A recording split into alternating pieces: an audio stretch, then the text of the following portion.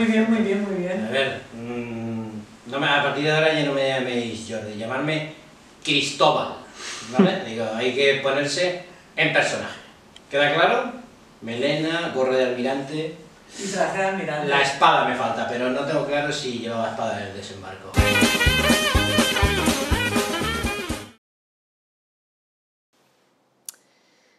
Bueno, Cristóbal, y antes de las últimas preguntas, si te parece, ahora que ya estamos en el final de nuestra entrevista... ¿Estamos en el final ya? Casi, casi.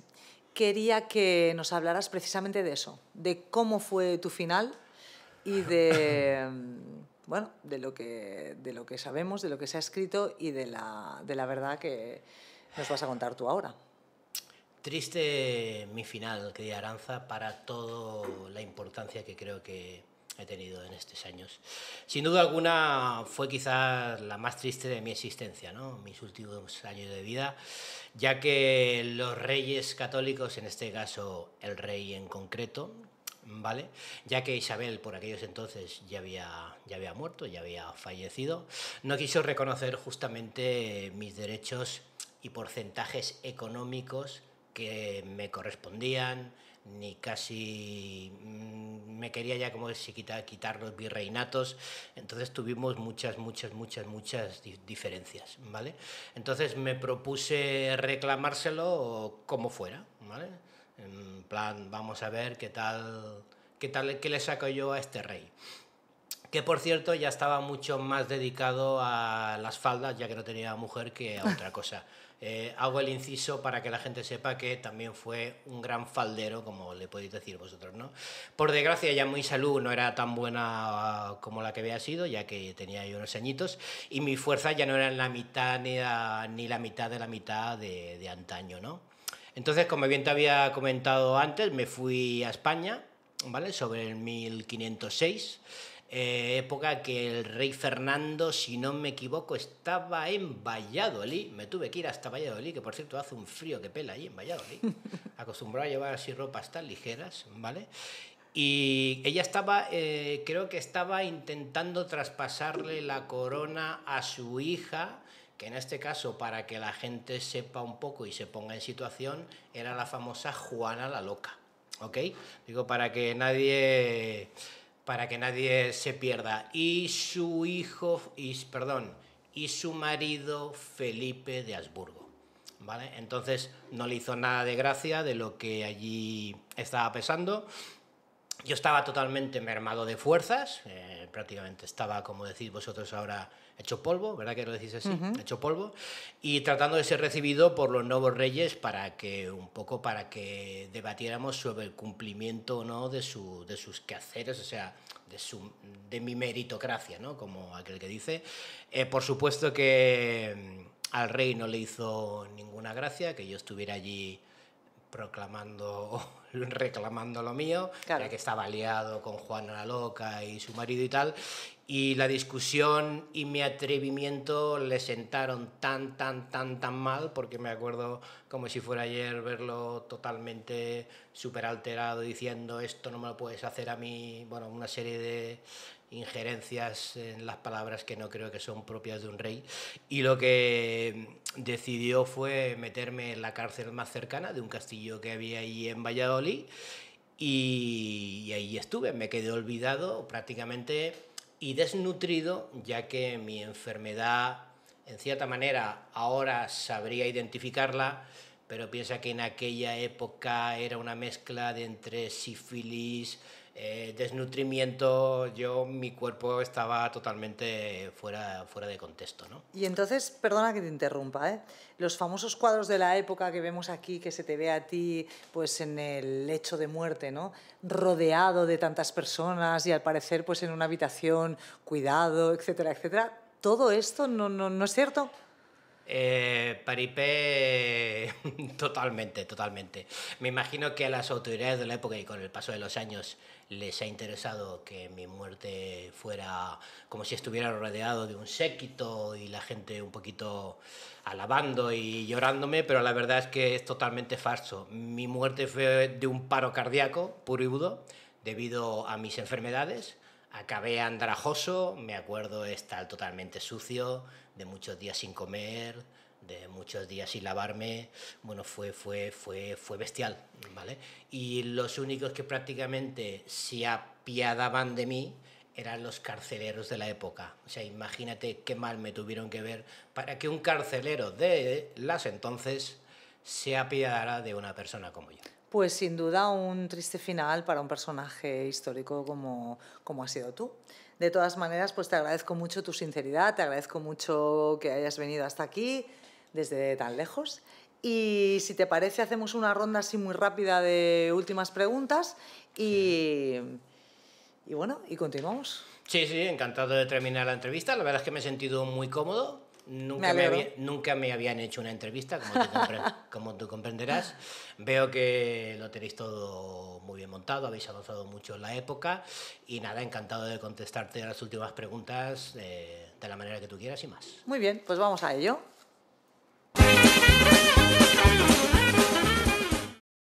Muy bien, Cristóbal, pues ahora vamos a pasar, como ya te he dicho, a la ronda de últimas preguntas, algo así más rapidito. Y esta sección se llamaría ¿qué le dirías a? ¿No? Empezamos. A los que decidieron llamar a América por Américo Vespuccio. Pues que la traducción literal sería Tierra de Américo. Y esas tierras, como muchos sabían, eran de los indígenas y no Tierra de Américo. Por tanto, a las malas serían tierras mías o de Hernán Cortés, no de Américo Vespucio. Muy bien. ¿Qué le dirías a Américo Vespuccio?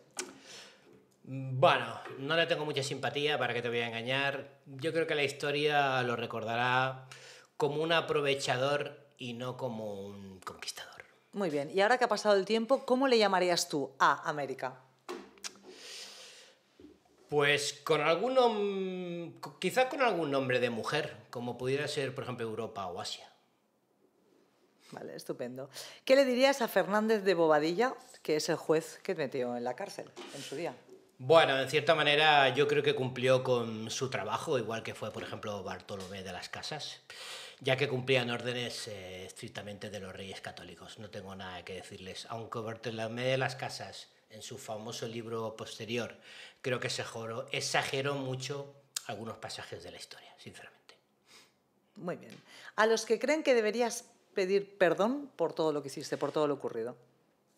Bueno, que le pregunten a Dios. Él seguro que me juzgará como buen Dios. Que Dios lo ve todo. Dios que precede, que me juzgue como lo que fui. Fui un católico, un navegante catalán y es posible que quizás un marinero adelantado a mi época. A los que opinan totalmente lo contrario, que fuiste un mártir. Pues quizás yo se diría que sí, que soy otro sacrificado, como por ejemplo lo pudo ser Jesús en su día, pero con una entereza y una sabiduría que quizás me diferenciaba un poquito de los demás. Muy bien. A los que piden que te definas a ti mismo. Buena pregunta. Un navegante en estado puro, eso era quizá sobre todo lo que más destacaría, con sus virtudes, con mis virtudes, con mis miedos, con mis habilidades, con mis debilidades y sobre todo vacilaciones de un hombre de mi época, en busca sobre todo de sueños y de un mejor mundo, eso sobre todo, y bueno, y soñador e iluso al mismo tiempo, porque has de pensar que uno cuando hacía esas travesías lo hacía en teoría por el bien de la humanidad, no para que la gente se pensaba que iba a violar indígenas, como tú comprenderás. Muy bien. A los que no entienden la actitud de un navegante conquistador de esa época. Bueno, en realidad tampoco tienen por qué entenderlo, porque, No. porque tampoco estuvieron allí, ¿vale? Pero como un hombre del pasado tampoco entendería ahora vosotros por qué os podríais deprimir por ver un tuit negativo. O sea, por eso siempre hablamos de ponerse en el contexto de la época que pertoca, ¿no? Entonces, por aquellos entonces, sinceramente, la actitud pues era la que era, pero sí que es verdad que, por ejemplo, no podíamos llegar a deprimirnos porque no es que no teníamos ni tiempo para deprimirnos. Nuestra vida era más estresante, te puedo asegurar, que la vuestra. Muy bien. A los que piensan que 500 años de silencio son demasiados años. Bueno, quizá algo de razón lleven, son muchos años sin dar la cara. También es verdad que hasta ahora nadie me había invitado a un programa, ¿vale?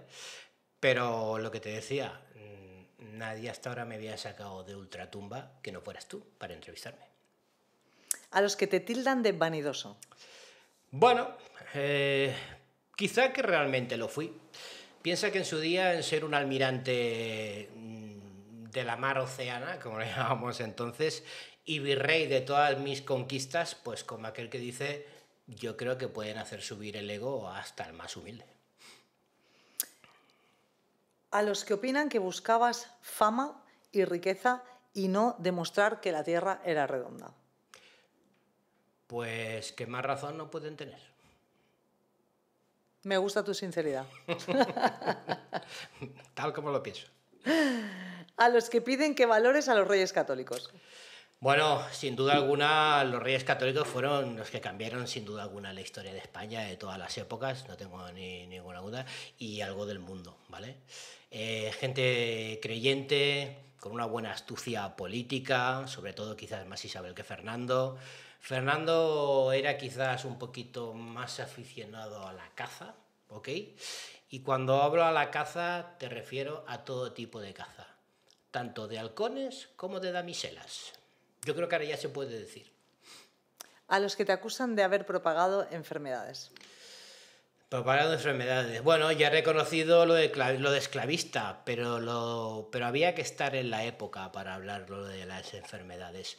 Si yo llego a saber que los indígenas enfermarían cuando hubiéramos llegado, porque no tenían la inmunidad que tenían cuando llegamos nosotros y empezamos a transmitirles, yo creo que también hubiéramos tratado las cosas de otra manera, con otras distancias y un poco como se ha podido pasar aquí con el COVID.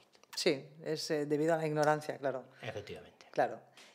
¿Por qué crees que América Latina sigue siendo tan pobre y con tanta desigualdad a pesar de tener medios y educación, etcétera? Esta pregunta es un poquito más compleja, mi querida Aranza. Sí, esta es ya el broche final. Es posible que la disputa entre colonizadores e indígenas tenga mucho que ver. Que éramos familias muy ricas y otras extremadamente pobres, ¿vale? Y esto creo que todavía ellos no lo han sabido superar. La tasa de pobreza entre indígenas y no indígenas es demasiado exagerada, según mi punto de vista. Por tanto, también esos problemas yo creo que serían los políticos los primeros que tendrían que hacer hincapié en ello y un poco igualar un poco todas las razas, las culturas, pero sin duda alguna los políticos que vinieron en los 500 años posteriores simplemente se han dedicado a hacer la suya y a enriquecerse, sin duda alguna. Muy bien. Pues vuelvo a repetir que muchísimas gracias. Hasta aquí nuestra entrevista y espero que lo hayas disfrutado y te agradezco sobre todo tu sinceridad. Y bueno, como suelo decir, buen viaje, almirante. De nada, muchas gracias por la entrevista y encantado de haber estado con vosotros. ¿Tienes algo que decirle a nuestros oyentes, a la gente que nos ve? Bueno, en cierta manera, encantado de estar con vosotros, me lo he pasado de fábula, espero que alguien haya aprovechado para culturizarse y también ganar en sapiencia, que no está de más sobre la historia, y sobre todo, según tengo entendido y según he podido leer, y para apoyar a esta buena gente que tengo aquí a mi lado, no os olvidéis de darle like al canal. Creo que es importante, ¿no? Para vosotros, por lo que tengo entendido. Muchos like, dislike, ¿no? Likes.